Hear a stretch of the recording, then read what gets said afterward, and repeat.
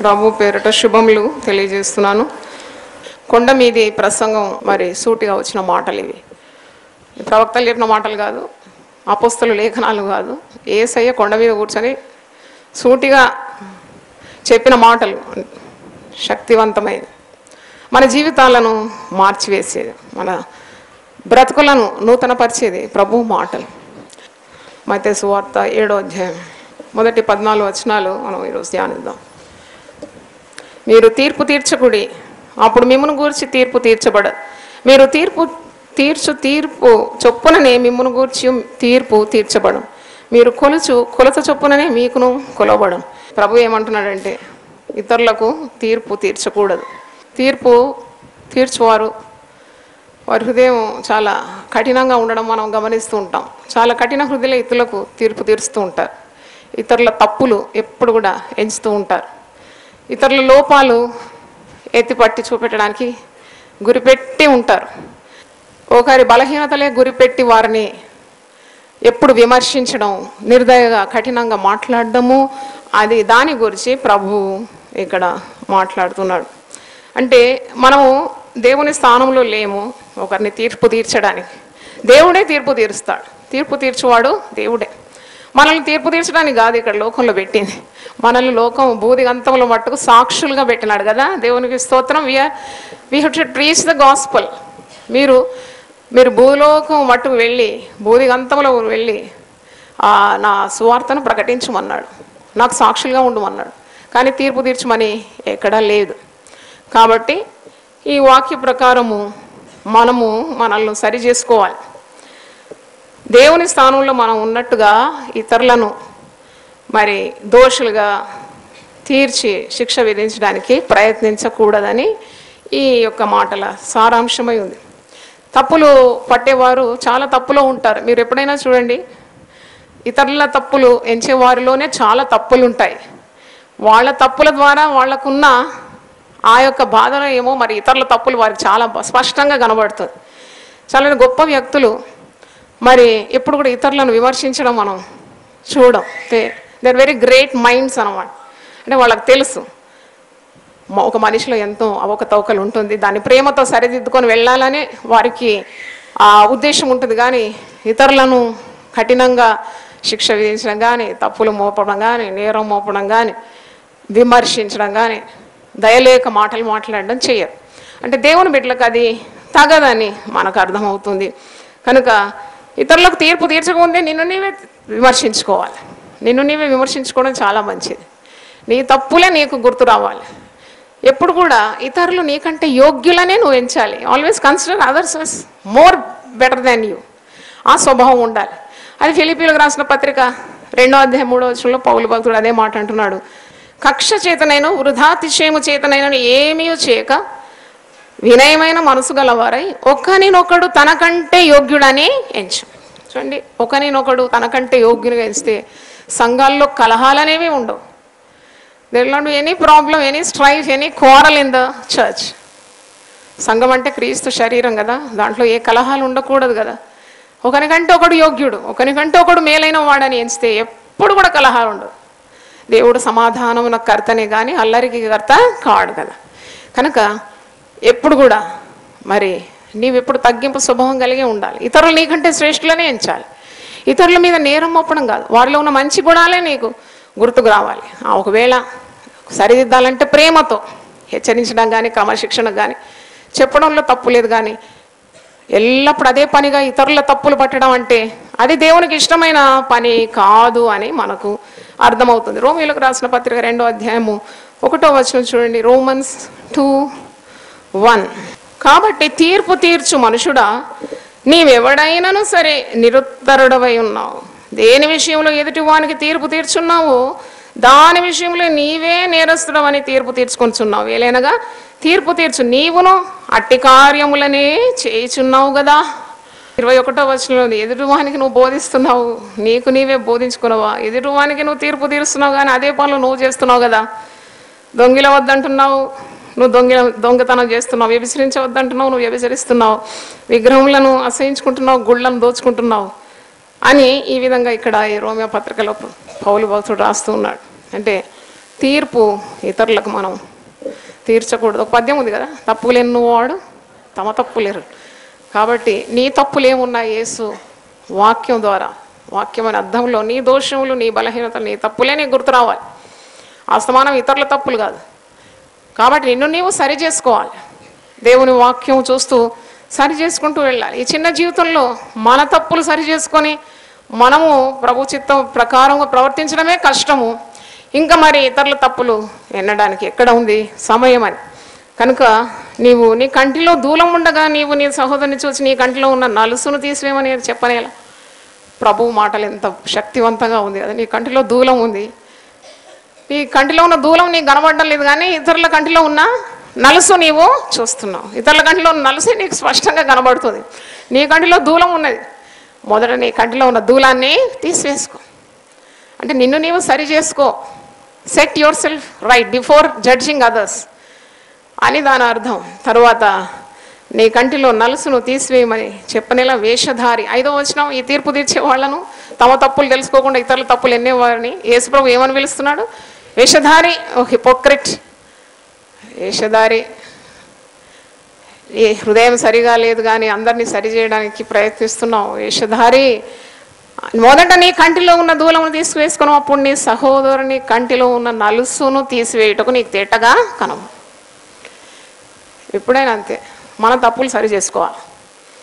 ఇతరులను విమర్శించే బదులు, ఇతరులను కఠినంగా తీర్పు తీర్చే బదులుగా మనమే మనల్ని సరి చేసుకోవాలి. యేసయ్య, నీ రక్తం చేత నన్ను కడిగి పరిశుద్ధపరచు, ప్రతి దుర్నీతి నుండి నన్ను విడిపించు, తెలిసి తెలియక నేను చేసే పాపాలన్నింటినీ నాకు విడుదల దయచి, నా రొమ్ములో పాపం కప్పుకొని పైకి భక్తిగా నటిస్తే దానివల్ల ఏ ప్రయోజనం లేదు, నీ కన్నులకు మరుగైంది ఏది లేదు. కాబట్టి ఇతరులకు నేను తీర్పు తీర్చి ఇతరులు తప్పు చేస్తున్నారని హడావుడిగా నేను వారిని విమర్శించే బదులు నన్ను నేనే సరి చేసుకోవడానికి నాకు సిద్ధ మనసు దయచి, నా కంటిలో ఉన్న దూలాన్ని తొలగించుకోవడానికి నా కృపను దయచి, ఇతరుల కంటిలో ఉన్న నలుసు కొరకు నేను అది తీయడానికి ఎదురు చూడకుండా నా కంటిలో ఉన్న దూలము తీసుకోవడానికి నా కృప దయచేయమని ప్రార్థన చేయాలి. దేవుని స్తోత్రం, హల్లెలూయా.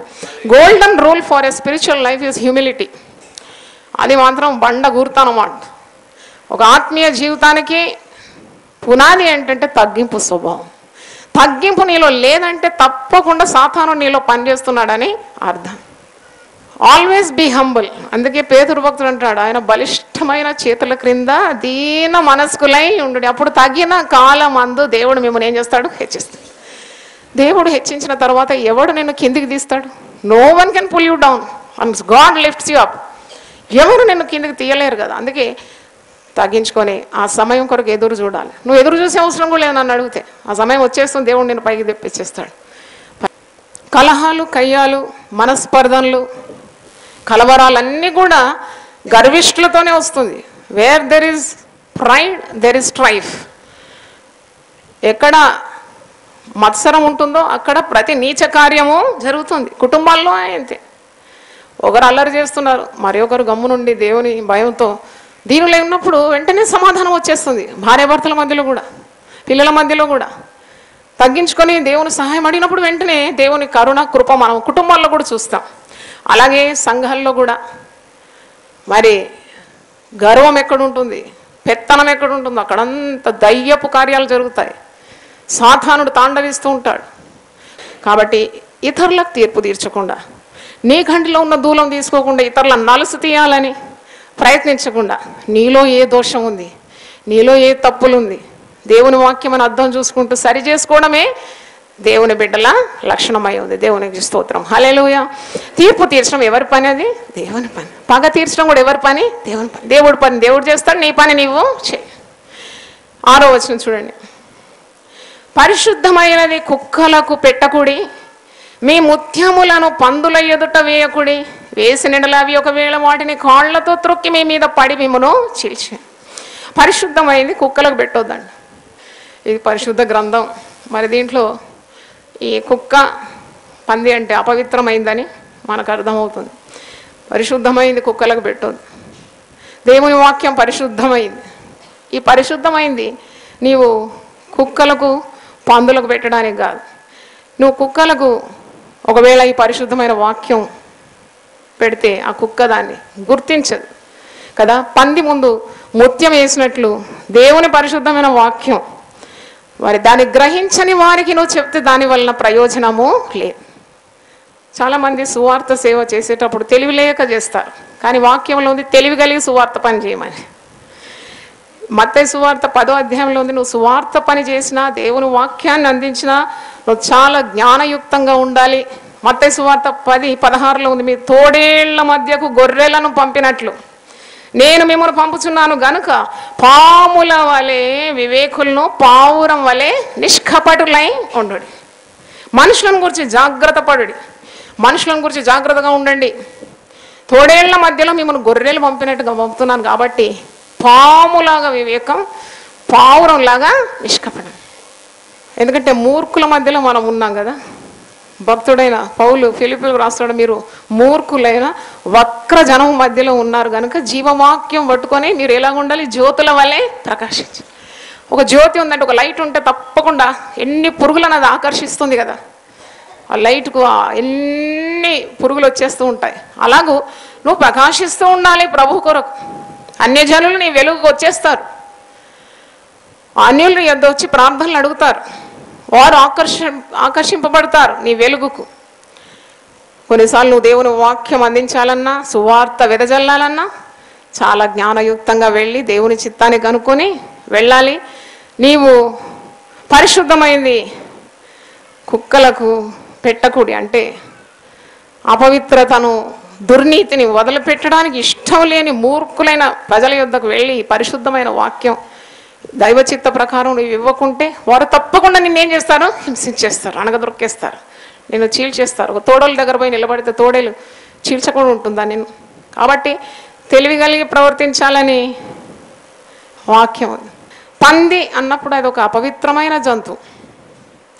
ద్వితీయోపదేశ కాండం 14వ అధ్యాయము 8వ వచనంలో పంది హేయమైన వస్తువు, దాని మాంసము కూడా మీరు తినకూడదని వాక్యంలో ఉన్నది. మరి చాలామంది పంది మాంసం తింటూ ఉంటారు. నాకు అనిపిస్తుంది ఏ మాంసం తింటావు అదే స్వభావం నీకు వస్తుందని.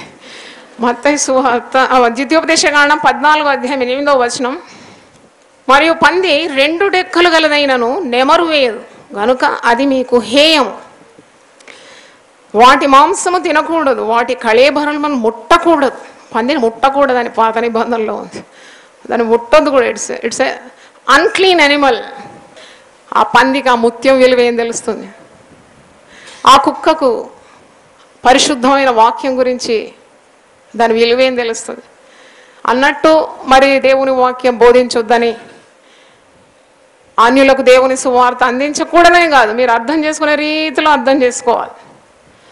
అంటే మీరు వ్యర్థంగా వెళ్ళి వారు విననొల్లకుండా ఉన్నప్పుడు, వారికి మూర్ఖులుగా ఉన్నారు, దేవుని వాక్యాన్ని గ్రహించలేరు, దాని విలువ తెలియదు, దాని పరిశుద్ధత తెలియనప్పుడు వారి ముందు మీరు ప్రకటిస్తే మీరు ఇబ్బంది పాలవుతారు. అందుకే అంటున్నాడు, వేసిన ఎడల పంది ముందు ముత్యం వేసిన అది ఒకవేళ వాటిని కాళ్ళతో త్రొక్కి మీ మీద పడి మిమ్మును చీల్చు. అంటే జాగ్రత్తగానే సువార్త అందించాలి, ప్రార్థన చేయాలి. సువార్త అందించడానికి కూడా ప్రార్థన చాలా అవసరం. You have to pray before you preach. People preach but without praying. Before you come with the word you have to pray well. జ్ఞానం కలిగి సువార్త పని చేయాలని మనకు అర్థమవుతుంది. 7వ వచనం చూడండి, అడుగుడి మీకు ఇయ్యబడు, వెదుకుడి మీకు దొరుకును, తట్టుడి మీకు తీయబడు. అడుగు ప్రతివాడును పొందును, వెతుకు వానికి దొరుకును, తట్టు వానికి తీయబడు. ఇది చాలా పెద్ద మాట, యేసుప్రభు చెప్పిన బంగారు మాట అన్నమాట. అడుగుడి అడుగుడి అడుగుడు అంటున్నాడు. అడుగుడి మీకు ఇయ్యబడు అంటే నువ్వు అడుగుతూనే ఉండాలి, జీవితాంతం దేవుణ్ణి అడుగుతూనే ఉండాలి. తప్పకుండా దేవుడు నీకు ఇస్తాడు. వెతుకుతూనే ఉండాలి, నీకు తప్పకుండా దొరుకుతాడు. తట్టుతూనే ఉండాలి, ఆయన నీకు తలుపులు తీస్తాడు. Hallelujah. Keep on asking, don't stop asking. If you stop asking you are at a loss. ఇప్పుడు దేవుడు ఇస్తాడు. ప్రార్థన అంటే దేవుణ్ణి అడగడమే కదా. దేవుని సన్నిధికి రావడం అంటే దేవుణ్ణి వెతుకుతున్నావు. మరి దేవుని ద్వారాలు తట్టుతున్నావు అంటే ప్రార్థిస్తున్నావు. తట్టువారికి తలుపు తప్పకుండా తీయబడుతుంది. ఆశలు మన బిడ్డల కొరకు తప్పకుండా దేవుడు నెరవేరుస్తాడు. ఎందుకు నెరవేర్చాడు? What are you are asking for your children? నా బిడ్డలు మంచి భవిష్యత్తు కావాలి, నా బిడ్డలకు మంచి ఆరోగ్యం కావాలి, నా బిడ్డలు లోకానికి వెలుగుగా ఉండాలి. తప్పకుండా దేవుడు మీ ఆశలు నెరవేరుస్తాడండి. దేవునికి స్తోత్రం. హల్లెలూయా, హల్లెలూయా. Whatever you ask God will grant it. మరి తల్లిదండ్రుల కోరిక మేరకే దేవుడు బిడ్డలను కూడా దీవిస్తూ ఉంటాడు. You have to keep on asking. 9వ వచనం చూడండి, మీలో ఏ మనుషుడైనను తన కుమారుడు తన రొట్టెను అడిగిన ఎడల వానికి రాతినిచ్చునా, చేపను అడిగిన ఎడల పామునిచ్చునా? రొట్టె అడిగితే రాయిస్తాడా? చేప అడిగితే పామునిస్తాడా? అంటే మన బిడ్డలు అడిగినవి మనం ఇస్తున్నాం కదా. కానీ బిడ్డ వచ్చి ఒక పాముని ఇవ్వమంటే ఇస్తావా? రొట్టె అడిగితే రొట్టె ఇస్తావు, చేప అడిగితే చేపనే ఇస్తావు, కానీ వాని చేతికి ఒక పామును బట్టి ఇవ్వవు కదా. అంటే హానికరమైనవి ఏవి కూడా మన తండ్రి మనకు ఇవ్వడు. దేవునికి స్తోత్రం. హల్లెలూయా. కానీ నీకు అవసరమైనవి తప్పకుండా దేవుడు ఇస్తాడు. నువ్వు చేప అడిగితే చేపిస్తున్నాడు. ఈ లోక రీతిగా ఉన్న తండ్రులు చేపను అడిగితే చేపనిస్తున్నారు. రొట్టెను అడిగినప్పుడు దానికి ప్రతిగా రాతిని ఇవ్వడం లేదు, చేపను అడిగినప్పుడు ప్రతిగా పాముని ఇవ్వడం లేదు. ఇంకో దగ్గర ఉంది, ఇంకో సువార్తలో ఉంది, గుడ్డును అడిగితే తేలుని ఇవ్వడం లేదు కదా. గుడ్డు తేలు ఎందుకు ఇస్తారండి పిల్లలకు? ఆ తేలు ఏం చేస్తే పిల్లలను కాటేస్తుంది, ఇవ్వరు. గుడ్డు అడిగితే గుడ్డే ఇస్తారు. అంటే మనకి ఏది అవసరమో పరలోకపు తండ్రికి తెలుసు. దేవునికి స్తోత్రం. కొన్నిసార్లు నువ్వు వేడుకోనక మునిపే నీకు ఇస్తూ ఉన్నాడు, నువ్వు అడగకముందే పొందుకుంటూ ఉన్నావు. అంటే అంత ప్రేమ గల తండ్రి నీకున్నాడని మరి ఆ జ్ఞానం కలిగి ఉండాలి. దేవునికి స్తోత్రం. నీకు హానికరమైనవి ఏవి కూడా ఆయన చేయడు. ఆయన ఏది చేసినా నీకు మేలుకే చేస్తాడు, నీకు దీవెనకరమైనవి ఆయన ఇస్తాడు. 11వ వచనంలో, మీరు చెడ్డవారయుండి మీ పిల్లలకు మంచి ఈవులను ఇవ్వనెరిగి ఉండగా పరలోకమందున్న మీ తండ్రి తన్ను అడుగు వారికి అంతకంటే ఎంతో నిశ్చయంగా మంచి ఈవులను ఇచ్చాను. ఈ లోకరీతిగా ఉన్న తండ్రికి కొన్ని పరిమితులు ఉన్నాయి. చెడ్డవారైన మనమే మన పిల్లలకు శ్రేష్టమైన ఈవులను ఇస్తూ ఉండగా, మరి పరిశుద్ధుడు పరమ తండ్రి, ప్రేమగల తండ్రి, కనికరం గల తండ్రి, గొప్ప తండ్రి మనం అడుగు వాటన్నిటికంటే ఎక్కువగానే ఇస్తాడని మరి వాక్యం మనకు బోధిస్తుంది. అందుకే మీరు పరిశుద్ధాత్మను అడగాలని లూకా సువార్త 11వ అధ్యాయంలో లూకా సువార్తికుడు అంటున్నాడు, మీరు పరిశుద్ధాత్మను అడిగి పొందుకోవాలి. ఆయన నీకు కొలత లేకుండా తన ఆత్మను నిశ్చయంగా ఇస్తాడు. లూకా 11:11 నుండి నేను చదువుతున్నాను. లూక్ 11:11 నుండి, మీలో తండ్రి అయిన వాడు తన కుమారుడు చేపను అడిగితే చేపకు ప్రతిగా పామునిచ్చినా, గుడ్డును అడిగితే తేలునిచ్చినా, కాబట్టి మీరు చెడ్డవారయుండి మీ పిల్లలకు మంచి ఈవులను ఇవ్వనెరిగి ఉండగా పరలోకమందున మీ తండ్రి తన్ను అడుగు వారికి పరిశుద్ధాత్మను ఎంతో నిశ్చయముగా అనుగ్రహించును. హల్లెలూయా. హోలీ స్పిరిట్ కావాలని ఆశ కలిగి ఉండాలి. అవును, పరిశుద్ధాత్మ నాకు కావాలి అంటే పరిశుద్ధాత్మను ఎందుకు కోరాలి? మనకంటే మించిన వాళ్ళు ఎవరు లేరని లోకానికి చూపెట్టడానికి కాదు, పరిశుద్ధాత్మ నాకు చాలా ఉన్నదని నువ్వేదో ప్రదర్శించుకోవడానికి కాదు. పరిశుద్ధాత్మ ద్వారానే దేవుని గొప్ప కార్యాలు నీకు చేయడానికి శక్తి ఉంటుంది. దేవునికి స్తోత్రం. పరిశుద్ధాత్మ ద్వారానే అన్యులు దేవుని యొద్దకు నువ్వు రాబట్టగలవు. పరిశుద్ధాత్మ ద్వారానే స్వస్థత కార్యాలు జరుగుతుంది. కాబట్టి దేవా, పరిశుద్ధాత్మ నీ రాజ్యం కట్టడానికి నాకు పరిశుద్ధాత్మను దయచే. దేవునికి స్తోత్రం. పరిశుద్ధాత్మనే ప్రతి కాడిని ఏం చేస్తుందట? విరగొట్టేస్తుంది. అందుకే నీవు ఈ లోకరీతిగా ఉన్న ఈవులను అడిగేదానికంటే శ్రేష్టమైన ఆశీర్వాదము పరిశుద్ధాత్మ శక్తి. దాంతో పాటు సమస్తం కూడా నీకు లభిస్తుంది. కాబట్టి పరిశుద్ధాత్మను తండ్రి తన్ను అడుగు వారికి ఎంతో నిశ్చయంగా ఇస్తాడు. హల్లెలూయా. మనం ప్రార్థన, మన కుటుంబాల మీద దేవుని ఆత్మ కుమ్మరింపబడాలి, మన సంఘం మీద దేవుని ఆత్మ కుమ్మరింపబడాలి, మన పిల్లల మీద దేవుని ఆత్మ కుమ్మరింపబడాలి, మనలో దేవుని ఆత్మ మరి ప్రవహించాలి ఇతరులకని ప్రార్థన పట్టుదలగా చేయాలి. ఈ లోకరీతిగా ఉన్న తండ్రి తన పిల్లలు ఏదడిగినా ఇస్తున్నాడు. దానికి బదులుగా హానికరమైనవి ఏవి ఇవ్వడం లేదు. కాబట్టి ఎంతో నిశ్చయంగా పరలోకపు తండ్రి పరిశుద్ధాత్మను మనం అడిగితే తప్పకుండా ఇస్తాడు. 12 చూడండి, కావున మనుషులు మీకు ఏమి చేయవలనని మీరు కోరుదురో అలాగే మీరు కూడా వారికి చేయండి. అది పెద్ద సూత్రం. Do unto others what you would like others to do unto you. మనుషులు నీకేం చేయాలని ఉంది అదే నువ్వు మనుషులకు తిరిగి చేయాలని. మనుషులు నిన్ను గౌరవించాలని ఉందా, నువ్వు వారిని గౌరవించాలి. మనుషులు నిన్ను ప్రేమించాలన్నా నువ్వు వారిని ప్రేమించాలి. అంటే నువ్వు ఏది చేస్తావో అదే నీకు తిరిగి లభిస్తుంది.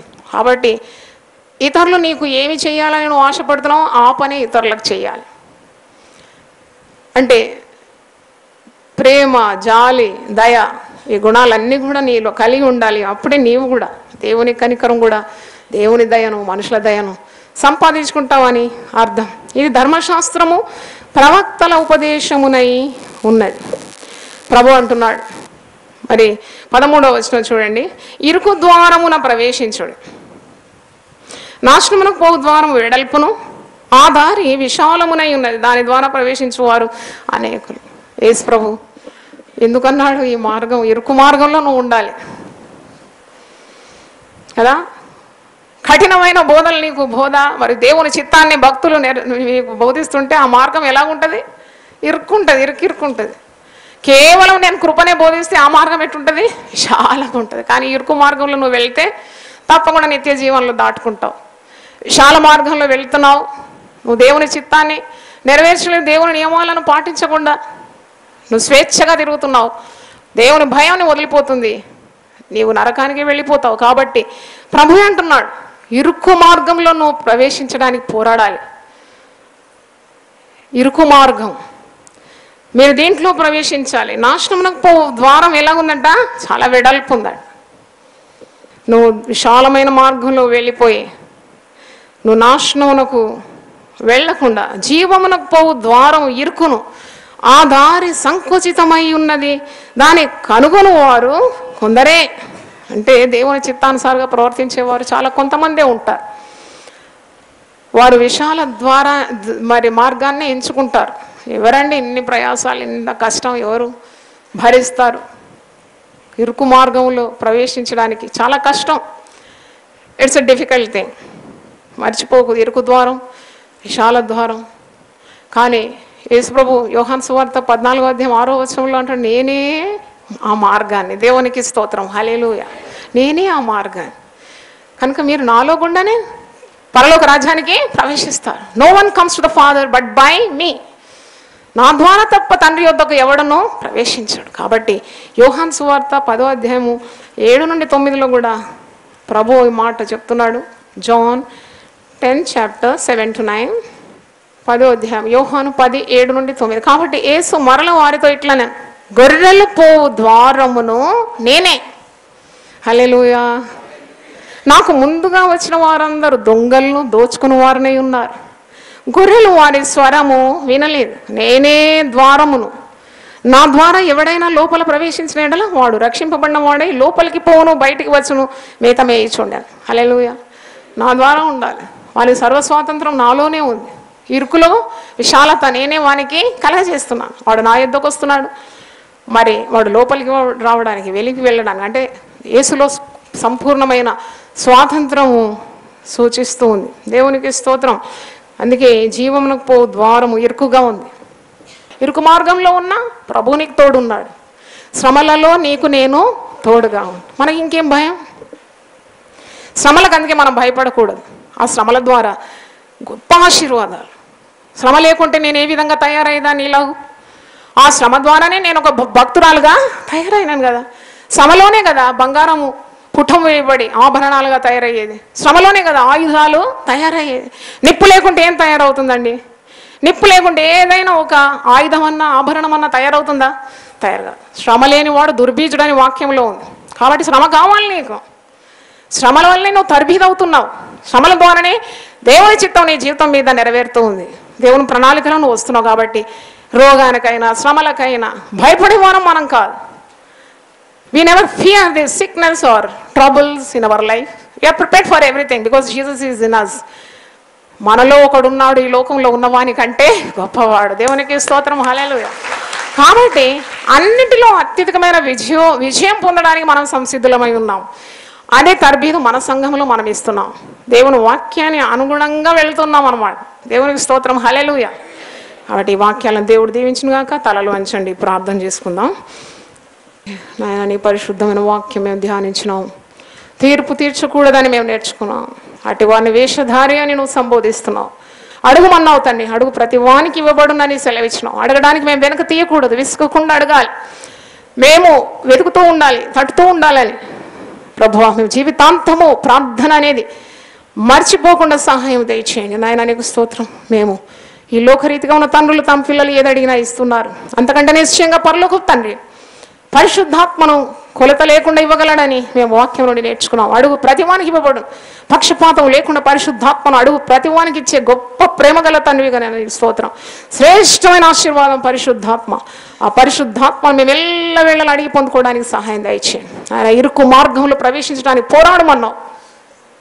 దేవుని వాక్యం టీవీ ద్వారా విన్న వారిని కూడా మీరు దీవించండి. ఇక్కడికి వచ్చిన ప్రజలను ఆశీర్వదించండి, వారి కుటుంబాలను దీవించండి, మేలుతో వారి హృదయాలను తృప్తిపరచమని ఆశీర్వదించమని దాసురాలను వాడుకోమని యేసు నామంలో అడుగుతున్నాను తండ్రి, ఆమేన్. తండ్రి దేవుని ప్రేమ, యేసు క్రీస్తు కృప, పరిశుద్ధాత్మ సహవాసం మనందరికీ సదాకాలం తోడుగా ఉండును గాక, ఆమేన్. హల్లెలూయా.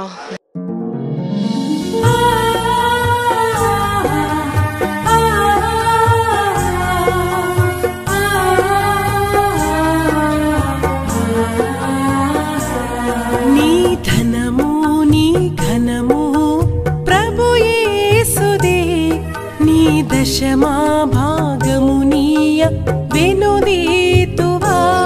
నీ ధనము నీ ఘనము ప్రభు యేసుదే, నీ దశమా భాగమునీయ వెనుదీతువా. ధరలోన ధనధాన్యములనీయగా కరుణించి కాపాడి రక్షింపగా. ధరలోన ధనధాన్యములనీయగా కరుణించి కాపాడి రక్షింపగా. పరలోకనాదుండు నీకీయగా మరి యేసు కొరకీయ వెనుదీతువా. పరలోకనాథుండు నీకీయగా మరి యేసు కొరకీయ వెనుదీతువా. నీ ధనము నీ ఘనము ప్రభు యేసుదే, నీ దశమా భాగమునీయ వెనుదీతువా. పాడి పంటలు ప్రభువు నీకీయగా కూడు గుట్టలు నీకు దయచేయగా. పాడి పంటలు ప్రభు నీకీయగా కూడు గుట్టలు నీకు దయచేయగా. వీడంగ ప్రభు యేసు నామంబును గడువేల ప్రభుకీయను క్రైస్తవా. వేడంగ ప్రభు యేసు